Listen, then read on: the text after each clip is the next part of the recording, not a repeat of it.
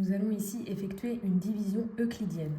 Euclidienne signifie que nous allons travailler seulement avec des nombres entiers. Il n'y aura pas de nombres décimaux. Par contre, il peut y avoir un reste à la fin de la division. Pour commencer, on prend le chiffre 9. On peut prendre 9 car 9 est plus grand que 7. Si on avait eu un 1 par exemple, on n'aurait pas pu prendre le 1 et on aurait dû prendre 17 pour avoir un nombre plus grand que le diviseur. Donc ici, je vais prendre 9.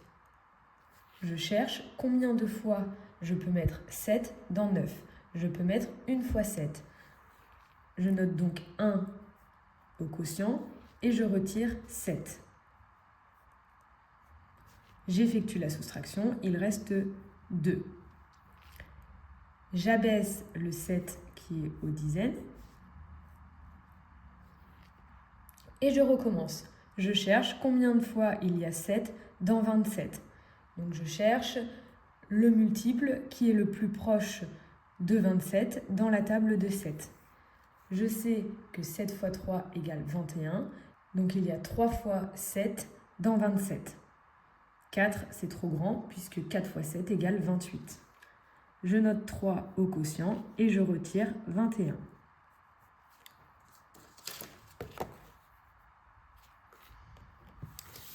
J'effectue la soustraction, il reste 6. À chaque fois, je m'assure que le reste est plus petit que le diviseur. Si ici, votre reste est plus grand, c'est que vous vous êtes trompé. J'abaisse maintenant le 2. Ça me donne 62 et je cherche de nouveau combien de fois il y a 7 dans 62. Je peux mettre 8 fois 7 dans 62. Je note 8. 8 fois 7 égale 56. Je retire 56.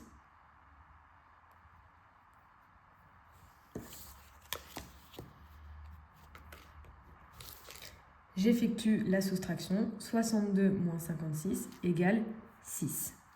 C'est une division euclidienne, donc je m'arrête ici. Je peux noter que 972, c'est égal à 7 fois 138, et je dois rajouter 6. Donc 972 est égal à 7 fois 138 plus 6. 972 n'est pas un multiple de 7, car il y a un reste, le reste n'est pas égal à 0. 972 n'est pas un résultat dans la table de multiplication de 7. On peut également dire que 7 n'est pas un diviseur de 972. 972 n'est pas divisible par 7, car, encore une fois, le reste n'est pas égal à 0.